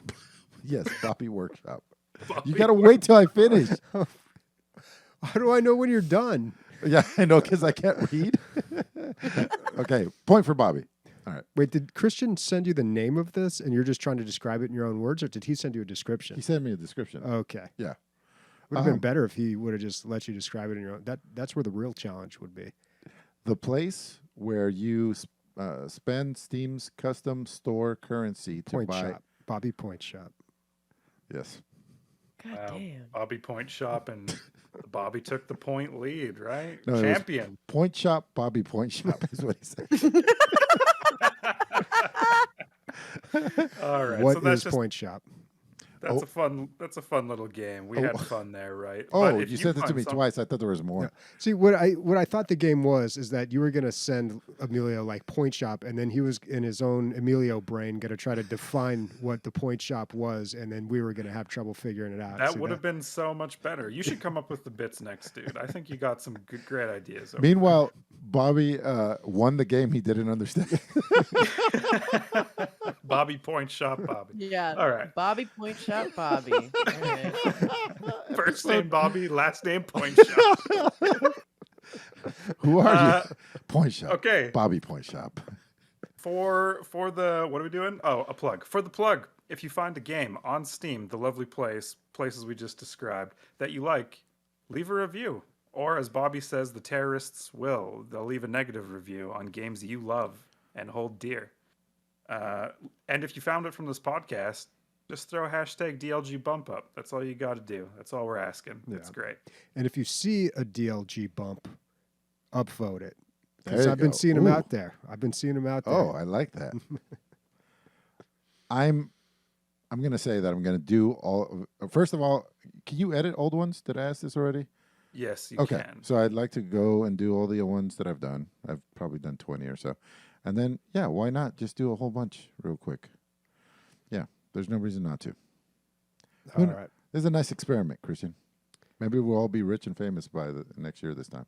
Oh, yeah. By next year, this time? Totally. Totally. Rich and famous. Yeah. For sure. All Definitely. right. Quick shout out to Jew for You, subscribing for 2 months. We appreciate it, man. Thanks, Jew. That's so savage. Thanks, man. I was just thinking, like, when we're rich and famous, we'll be like, remember when my house had a podcast studio? And now I would say, like, our podcast studio has a house. That's how you know when you fucking made it, you know? Have a giant fucking, your studio is bigger than your house. It's Anyways, on Sunset Cliffs. yeah. Listener questions. All right. First one comes from the Livingston. Hypothetically, you're coming to San Diego this next weekend with your significant other staying on the bay. Where do you take her? Hypothetically, of course. I wish you, like, because this is a lot later than when you needed this information, because I know you already went to Mexico and came back and all that stuff. So, I don't know. What would be your answer, Bobby? Oh, my God. Yeah, I'm not good at showing people the town anymore. I really like La Jolla, though. I always love to go down to that, whatever that road is, down in La Jolla, and then you can go see Prospect. the smelly sea lions and seals. Love that area. I always take everybody to the Hotel Del. I love the Hotel Del. It's just, you know, it's this 130-year-old, 120-year-old building that's where the president stays when he comes. It's just a very, very nice venue, and you could just walk and Coronado go. Beach, right? Yeah, you could Yeah. just walk and go through it, and like, you know, it's at a tourist attraction as well as a hotel. So you can go there. They have a beautiful bar. You can have drinks on the beach. The beach is super well kept, manicured, and it's all free. I mean, up until when you're buying drinks, but you don't have to. You can just have lunch there or whatever, and that's like 20 minutes from my house. That beach is gorgeous too. yeah. It completely glitters in the sun. It's got like a golden kind of sparkle to it. That whole area is just really cute and wonderful. I also think that's a good spot to take somebody. I It's have another one too, but It's 5 minutes from the naval base, and by the naval base, there's a dog park. Anyway, we're taking our dog, and all the Navy SEALs. This is where they come out of. This is where they train them and all that stuff. So the Navy SEALs are playing fucking football on the lawn, like right outside the base. And we pull up, and Sam's like, "Oh my god," because they're all sweaty and their shirts off and shit. I was like, "All right, you stay here. I'm gonna go walk Jocko over there." Besides that, see, I'm not talking to the Livingston anymore because he already went. But if you are going to come, go to the Dell. I also like OB. It's a little grungy, but if you're cool with that, there's a lot of great food and good times, and you're right there on the water as well. Ocean Beach is what that's short for. There's a great view from there too. That's where we had the LG Con 1. Right there. 1.0. Yeah, 1.0. And not on Ocean Beach. We had it at Sunset Cliffs. yeah, which is in Ocean Beach. Don't tell me where I live, man. It's close. I mean, yeah. Point yeah. Loma. It's Point Loma, I We guess. did walk. Yeah, we did walk to Ocean Beach. You're right. Yeah. I know. I'd take somebody to Cabrillo National Monument, to be honest with you. That's never been there. another stunning view. You guys really should, because I mean, granted, I do think that it costs like $6 or $8 to get in there, but it is worth it. You get a stunning view of San Diego, and you actually have like really high chances of seeing naval fleets and different aircrafts as well. And they have like really awesome, well explained things of like the history of actually how Cabrillo was found. There's a lighthouse there that you can explore. It's one of the first lighthouses in the whole area of like California. And it is just like it's so pretty, and it's right by the tide pools as well. So if you go when the tide is low, you can go climbing down and see like all these different crabs and sea anemones and like all kinds of stuff in the tide pools. And so like Cabrillo National Monument, I think, is really underrated in your guys' city. It's awesome. That's absolutely a place I would go. I think you just made my plans for next Sunday. Yeah. You should, and take the kids, dude. It's fun. There's like historical stuff. There's like a whole little like tiny museum, and of course they've got like kind of the kitschy old like looking shit that they have in there. You know what I mean? Like the really old mannequin that should have been retired like 10 years ago. They got that. But like the museum itself and the information is really fascinating. It is really cool, and it's about like the first people that landed in San Diego. And like I said, you do get like this just absolutely beautiful view of San Diego and the whole bay and like the naval base, and you can see like I saw a submarine when I was there. I saw like the huge crazy ass like helicopters and stuff that were there, and they have these massive stands that kind of show you what they are and like labeling them, so that way then you can kind of pick them out and search for them yourself. Like, and it's such a cool spot that I don't think a lot of people know about it. And like I went at the height of like a Saturday and it was fucking dead. And it's probably because, it's not like the cool spot to go, but it's like the nerd spot to go. And it's great. It's awesome. It's Have you been there, beautiful. And Bobby? like I said, the tide pools is really cool. I've never. I might have been when I was young. My girlfriend always talks about it because her grandfather was like a docent there for a while. I think that lighthouse is supposed to be haunted too. It's like one of those top 10 haunted It's cool. locations. In And it's San cool to Diego. walk through that. That lighthouse is cool to walk into because you can walk around it and into it. Nice. What's next? Next question. Oh, the Livingston has another one. How do you leave TJ back to the States without getting a puppy? I think he did. He typed this while he was in the line to get back in the busiest border crossing in the world. So I'm told. So it's like millions of cars every day, and so it's getting worse and worse. It's every year it gets worse, and now you're talking about if you're not in the ready lane, there's like three different lanes you can get into depending on how much clearance you have. If you're just like a normal traveler and you don't know what you're doing, you get in the regular lane, you're talking 3 or 4 hours. And then the other one's probably 45 minutes to 2 hours. And then the last one's usually like 10 minutes. So there's an entire industry that's popped up with these people that that cater to the people that are in line. They sell you all kinds of stuff. Actually, you might think that it's fucking gross to eat out of these carts, but I've had something off of each one of them, and I've never gotten sick, and it's so good.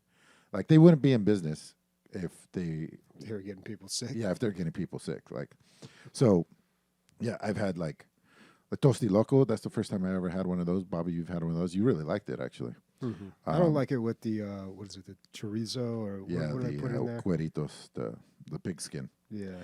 But yeah, anyway, so they sell you all kinds of stuff, including puppies. That's what he's talking about. So you can get like these basically designer dogs, the very expensive breeds, pugs and huskies and stuff like that. And of course, they don't have their credentials, but they look the part, and they're 1/10 of the cost of the regular. You don't one. have a problem crossing the border with that, with an animal like No, there's no problem. The only things you can't cross are fruits and vegetables and that? pork. Cocaine. and pork and certain kinds of Mexicans, the ones that don't have any papers. So very lucrative, though. You cross one of those, you're talking about $3,500 a pop. But Wow. yeah, some people do it for a living. So yeah, Yeah, there's all really kinds of stuff. Besides puppies, there's cats, like bunch of stuff. Who knows what their life is like up until I can't imagine that it's good. But I've known people that bought them and they love their dogs. And the dogs, they don't die immediately. They don't have parva. They're not duds. Jeez. Like, it's like, It was so. I was gonna say that was so fascinating to me. Like being in San Diego, I loved seeing how it compared to Detroit because Detroit, it's so close to the border of Windsor, Canada, and San Diego is so close to the border of Tijuana. And like, yeah, the line thing and the fact that I think you guys have an app or like you can check like the Yeah. real time like how long it is. Yeah, like that's bonkers to me. And like in Detroit, you kind of just go through a tunnel and it rarely backs up and You boom, you're in Canada. Like, and so I mean, it was cool to see like just the differences between the two and how culturally like the mixing would happen like in San Diego and same with like in Detroit as well. Like it's just so common for everybody to have Canadian money and eat like poutine and Caesars instead of anything else like in Detroit. But then like yeah, in San Diego there was just like such a strong like obviously Mexican influence and it was awesome. I feel I don't know, I like thought it was cool. They were similar. I feel like it's hard to see how much mixing is going on because if a Canadian American have sex, you end up with a Canadian and American looking person. You know what I mean? It's just like you can't tell. But here you can clearly see the Mexican influence. Like me, here I am. I am proof that this has been going on for a long time, at least 44 years. You can see it in the people and the food and all that stuff.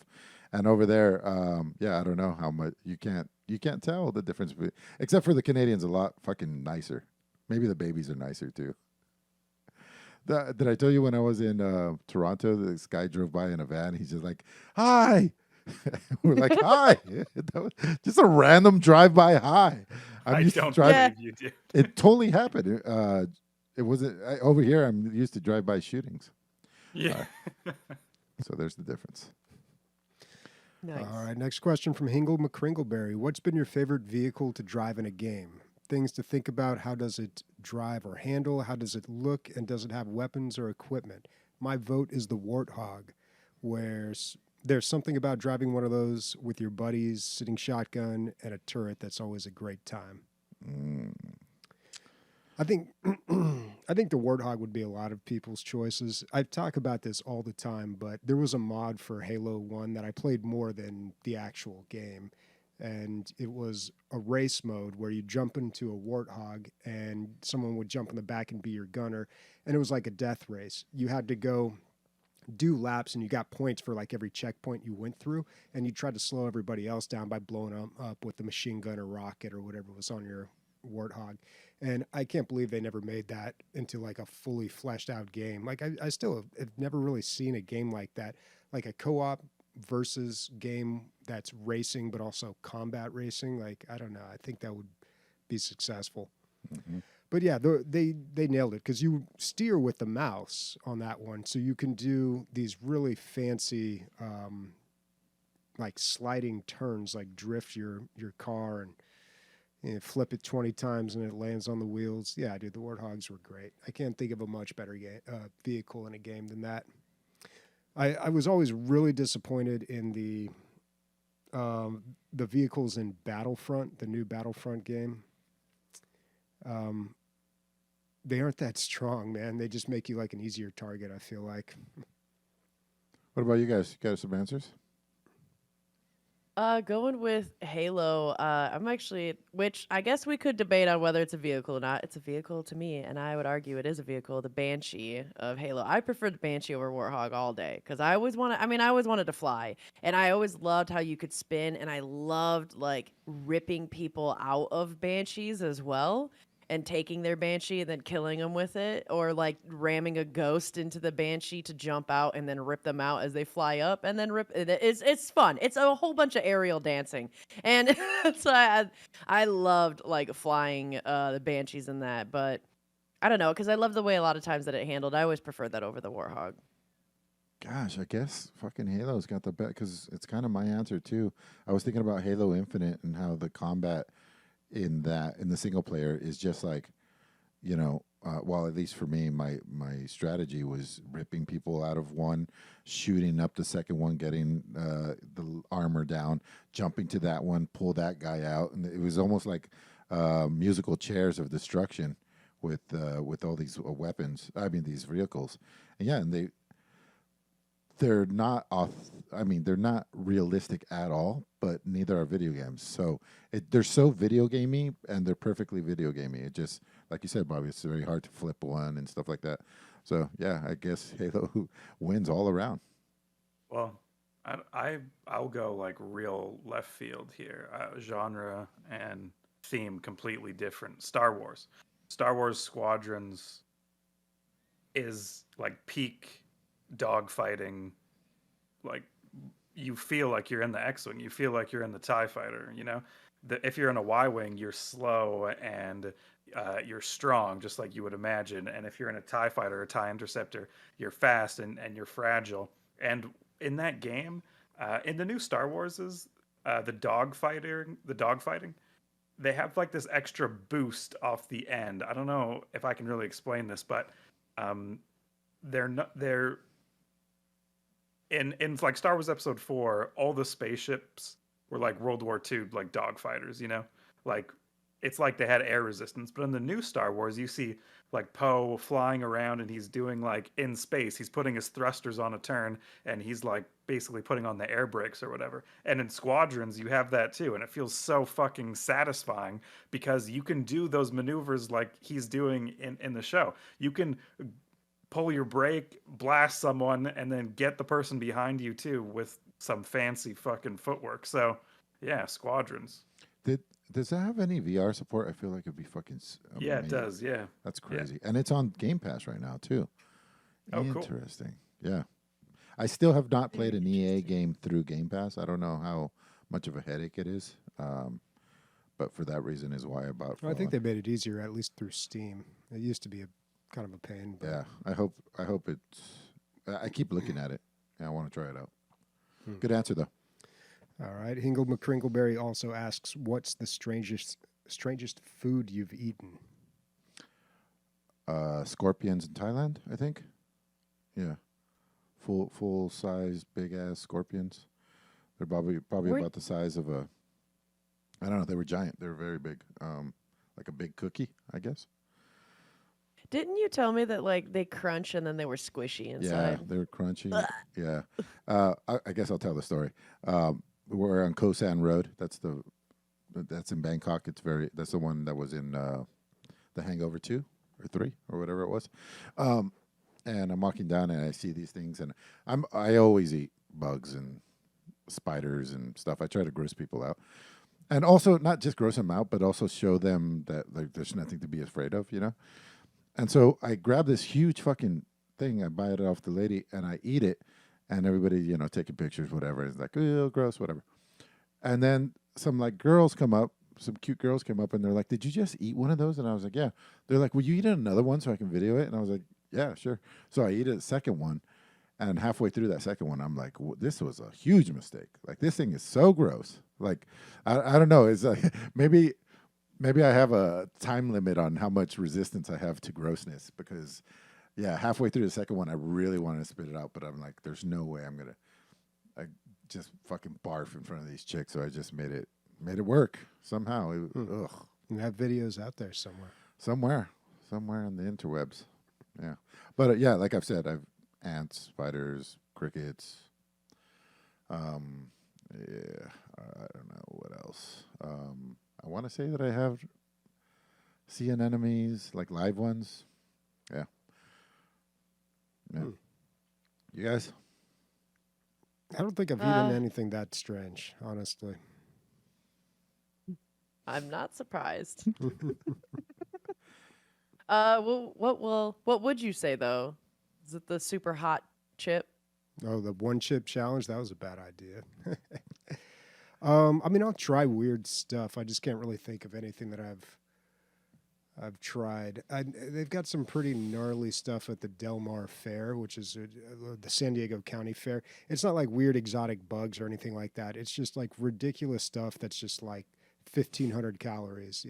It's like a deep fried Twinkie. Yeah, like the deep fried Twinkie, or it's all like deep fried stuff. Yeah, it's deep fried random things. Yeah, it's like chocolate covered bacon. They have the burgers that are a donut for it's a double cheeseburger with bacon, but instead of buns, it has donuts, Krispy Kreme donuts. Mm-hmm. Yeah. Yeah. I wonder why Americans are fat. Fair food is just ridiculous, It's man. ridiculous, I don't yeah. understand. It's good though. Bobby, Dude, that would like hurt my insides. My stomach hurts looking at these. I can eat all of this stuff without any problem, as much as I want usually. It's like Bobby and when I don't believe it. Your toilet probably suffers later, doesn't it? Well, yeah, that's why they call me the porcelain Punisher. Bobby took one look at those Texas Twinkies when we were in Austin, and he's like, Oh, I dude. cannot eat that. I cannot touch that. Yeah, I don't fit in Texas. Man. Yeah, It and was I'm the same thing when I went to Dallas. It's just like the first thing we did when I went to QuakeCon in 2016 in Dallas. Like we went to a wings place, and they bring a giant cup of water, which is great because I can never get enough water when I'm at a restaurant. But then they bring these wings and like so much of them, and they're like super spicy, which I don't mind. But there's just so much. Like everything there was just like super sized, man. Just the portions. And then yeah, when we were in Austin, it was like just meat wrapped in meat. It's- and he's like, I cannot have that, dude. He's like, I will get sick, and I'm on my third one. You know, I felt bad. Those were so good, though. They were those so Texas good. Twinkies. They Yeah. were really good. They were Yeah. so rich, that's for sure. Yeah, for sure. Indulgent. Uh, I think you missed I don't know, I a guess question. Tagloro? Another thing, Rich, Oh, sorry. was like I tried a century egg. That's probably the grossest thing I've had. Or What is that? wild, yeah. Oh, It's is that like the like, fertilized egg or the unfertilized egg? No, that's the balut thing. Like, Yeah. no, a century egg is like a 100-year like preserved like egg. It Must be just expensive. it tasted gross. Like, well, it's like bitter, and it kind of reminded me of like blue cheese, in a Yeah, because it's sense. rotten. It's essentially a rotten egg. Yeah. Was it Was it expensive? actually held for 100 years? No, I don't think they're truly Okay. held for 100 Yeah. years. Oh, what a Interesting. fucking ripoff, dude. I They're thought preserved. They're preserved for a period of days to like a few months in like ash and clay and like rice hulls and stuff. And so, yeah, it was weird. It was like a complex, and I don't know. It's like I wouldn't do it again. Yeah. I wouldn't I'm do glad it I the tried first it. time, I Some don't people think. are addicted to it though, and they really love it because it's like addicted. because it's like an acquired kind of taste of like a bitterness. Like I've definitely like heard of some people that really like them. Yeah, they'll like cut them up into little like orange wedges and yeah. You know I how only they have a real century egg. I want someone in 1920 being like, "Oh yeah, in 100 years, yeah, someone's gonna enjoy this." say like anything in the right lighting. Oh, bless you. Excuse me. Jesus.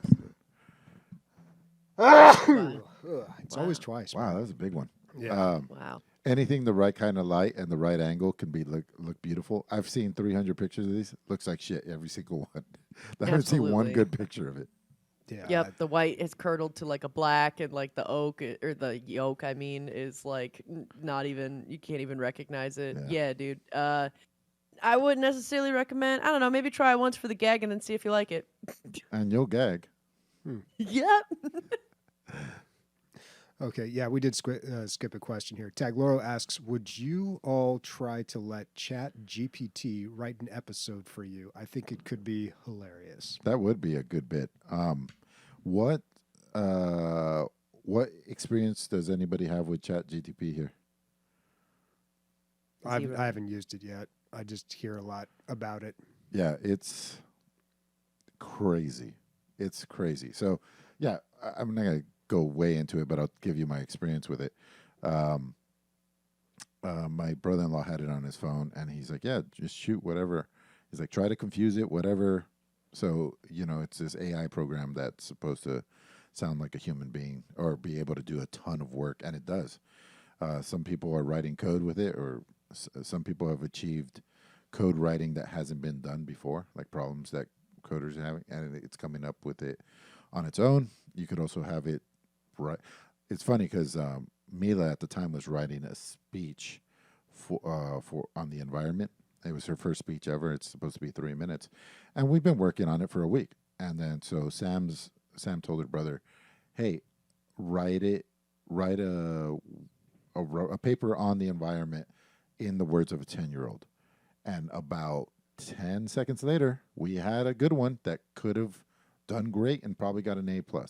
Like, that's how crazy it is. And you can tell that it was written by a child. Insane. So then I was like, let me see what level of complexity it could do. So I said, have it tell me a joke that have to do with a frog and electricity. I just made the first two things that came to my mind. And it said,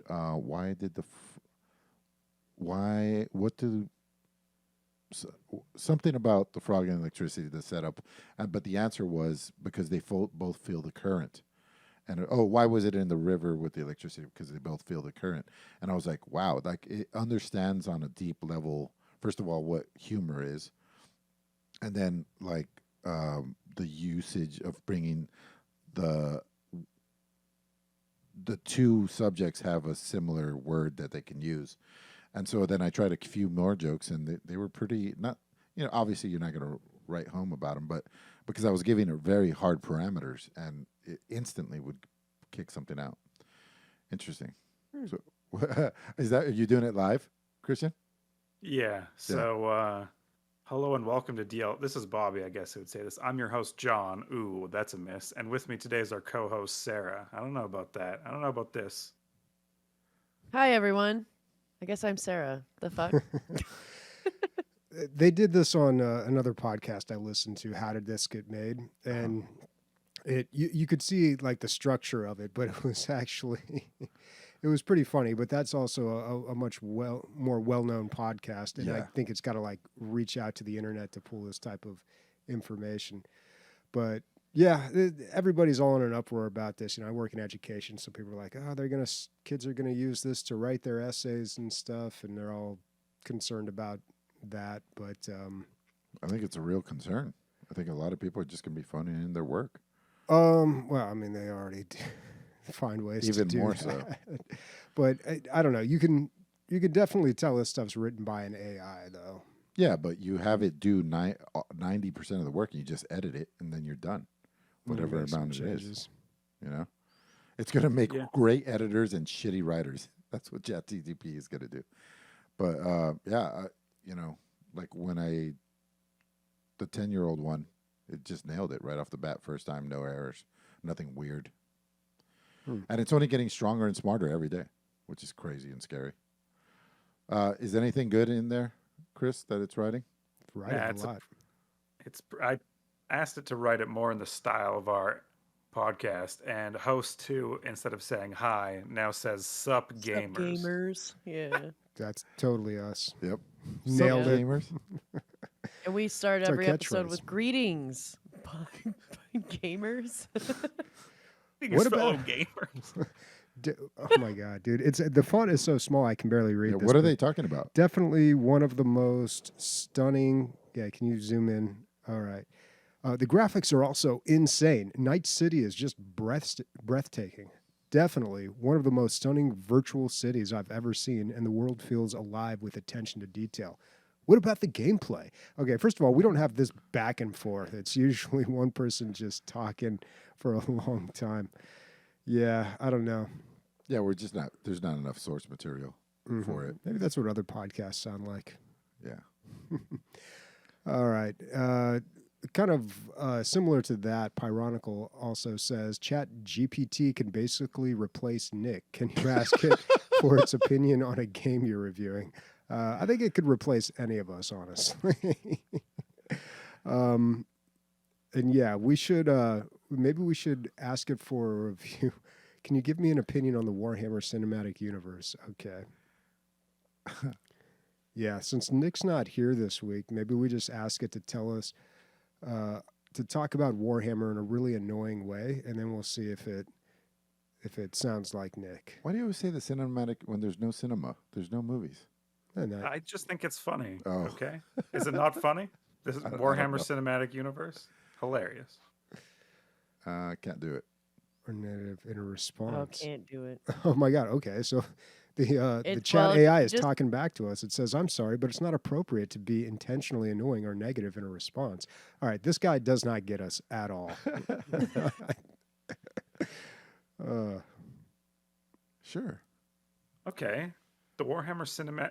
Oh, wait. Who could do the best Nick impression? Amanda. Okay, go for it. Sure. The Warhammer Cinematic Universe has been an absolute dream come true for any diehard fan like myself. Ever since I was 9 years old, I can't get done it though. The fantastical creatures, the intense battles, and the deep lore have captured my imagination for years, and I am beyond thrilled to see it finally coming to life on the big screen. Each new announcement and trailer fills me with excitement, and I simply can't wait to see all of my favorite characters and stories brought to life in a new and exciting way. Yeah, that's not Warhammer. No. But yeah, overall, as a diehard fan, the Warhammer Cinematic Universe is a dream come true, and I am beyond excited to see what the future holds. Hmm. Yeah, I like It's how- like all filler stuff. yeah. it is filler. Okay. It's all All right, fluff. that's enough chat GPT here. Zap asks, do you have or have you ever collected anything video game related? We had our little collection of just knickknacks in here before. We had a bunch of figurines, but not a specific one thing from any one game. We just had a bunch of random stuff. I'm looking at I have a little pop hat. What is it called? A Funko Funko Pop. Pop. Yeah, of the dragon from Skyrim, the last one. I forget his name. Parthenax? I think that's the smart old one, right? Whatever. Yeah. Whatever the bad guy's name is. Oh. But yeah, we had the masks from the Fallout. I mean, from Payday, and yeah, just a bunch of little knickknacks. Yeah. I mean, we used to decorate the walls with it. I don't think I've ever really collected anything video game related, like physical, not like digital. What's cool is if you go to like if you go to BlizzCon, they have a little collection for you all set up. So you get the backpack when you get in, and then as you go around different places, you can collect like stuff to put on Yeah, that they didn't- backpack. I don't think they did that the last couple years. No? The last few times that I went, but that was really cool. So you'd go in and they'd give you a backpack, and then when you'd walk around to different areas, they'd give you the backpack had like a Velcro part to it, and when you walk around different areas, they'd give you like this Patches. Velcro patch that you could stick to it, so you could collect the whole set by visiting all the different areas, which was a really cool idea. But I think the last one or two times I went to BlizzCon, they just gave me like a it was a really nice like artwork book, and it had like all the stuff from their different IPs and everything. It was cool, but it wasn't. I like the backpack better. In fact, I think we still have that. We still have it. I backpack. was looking for it right now. I think it's back in storage over there. Yeah. But yeah, that was kind of cool. You I like guys? collecting some of Bethesda stuff. Like, yeah, I have a Pip-Boy from when Fallout 4 had their like pre-order and like deluxe edition or something. Like, I got like the collector's edition thing where you got like an actual Pip-Boy. And I loved that thing. And then I also I collect a lot of the different Bethesda like maps when they have them, like especially Elder Scrolls. I have almost all the Elder Scrolls maps, like even Arena and Daggerfall. I have the maps, and they're like framed, and so I'll use them as like artwork even because I love them. I think they're pretty and they're awesome, and they remind me of the good old days. Days, you ever use one as reference while you're playing a game? Like look up and be like, Oh, all the I'm- time. I used to, yeah. Like they first started as being like reference on the wall, but they slowly then turn into like artwork when I stopped playing the game. You and the friend that you used to play Xbox side by side, does she play ESO with you? No, she has a kid and she doesn't game really anymore. Yeah, because her kid consumes her life and then work as well. But she was talking about getting like a PC game, or sorry, a computer and getting back into PC gaming, and then getting that. But I don't know, we'll see. But yeah, we mostly just played a lot of Xbox and then RuneScape together. But yeah, a lot of Morrowind. It's Looking fun. back, I wish I would have hung on to more boxes when you bought physical copies of video games, like the actual orange box or the Warcraft 3 box. When we helped move Chi once, she was moving somewhere. We helped her. We were pulling up a bunch of stuff out of storage, and she had like an original Warcraft 3 box in there, and I thought that was so cool. I wish I still had mine. You could probably get them for. Oh, I'm sure I could. It would just be, I don't know. It wouldn't feel the same to like buy one off of eBay and have it. I don't know. Maybe it would. Yeah, and then you could frame it, dude. You know what? Not frame it alone, but maybe get your 4 favorite ones and put it in a frame. What do you call it? JP Diddy, the newest. Well, not the newest now, but at the time when we first started playing Magic again, The Kamigawa came out, and they had the most beautiful lands ever. And he bought a set of the what do you call it? The fanciest gun, the foils of each one, and he had it framed. It looks super nice. He has it on the wall. He collects a lot more stuff than I do. Nice. All right, folks, I think that's an episode. What's everybody playing next week? This is a More 2-hour Wasteland podcast? 3. Damn. More Wasteland. We knew that, Dave. Maybe, what is it called? Hi-Fi, whatever? Hi-Fi Rush. Hi-Fi Rush. It seems pretty long because I beat one of the major bosses, and it's funny because you use her phone, like you just hit a button, and it starts a video chat with the other 5 bosses, and they're like, "Hey, did you kill that guy?" And you're just standing there, and it's you instead of her. They're like, "Where'd she go?" And they're like, "Is this a?" They can't figure out what's going on, and you're just like, "I'm going to come kill all you guys." And if the levels to get to her were just as long as they are to get, that's a pretty long game. So I don't know if I'll be finishing that, but so far I'm enjoying it. I still am going to begrudgingly play Midnight Rush. Midnight Suns. Suns. Thank you. And so yeah, those 2 things. Maybe Ember Knights too. I don't know. All right. So I loaded up Doom 3 this week, BFG edition, and I was going to play that, but I was like, I'm not going to get far in this. And I also realized there are no settings in Doom 3, the BFG edition, to adjust the volume level. Because I was like, every time you start up a game, you're just like, oh my God, this is so loud, I got to turn it down, right? Like every time I start up a game and I'm playing with somebody, and it's like the first time we're both loading into it, that's always the thing. Like, what? Hold on, I can't hear you. There's just music blasting my eardrums. So that's really weird. And I also remember when BFG Edition came out, the whole thing about it was it's in 3D. You can play it with 3D VR. glasses? Oh, Yeah, not the NVIDIA 3D Vision, but the VR. So yeah, it's got VR support. I don't think I'll be playing that, but I forgot about that. So yeah, maybe I'll be playing Doom 3, but I don't know. We'll see how the week goes. there you have it. That's an episode. Christian, what are you playing these days? Playing the shit out of BattleTech.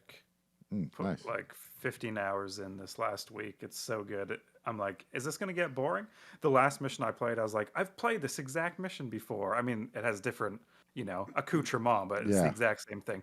And I was like, Still by love the it. end, I still love it. I was like, I play this mission fucking 3 more times. Give it to me again. On the It's so radar, good. we had back Firewall _ ENA Dream Barbecue. That's a real weird one.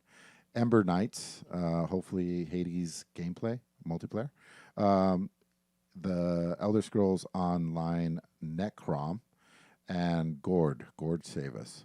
On highlights, we had Hi-Fi Rush, Firewatch, but don't play it because she ruined it. Empire of Sin. It's a tactical turn-based about cannoli and guns. The Textorcist, which had some technical difficulties. It's also the story of Ray Bibbia.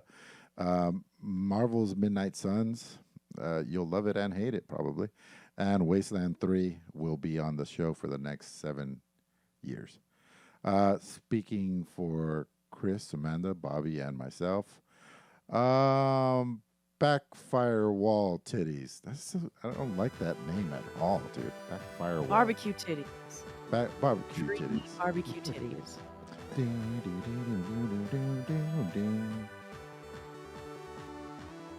This was a long episode. Yeah, 2 hours. Over 2 hours. Bye, everybody.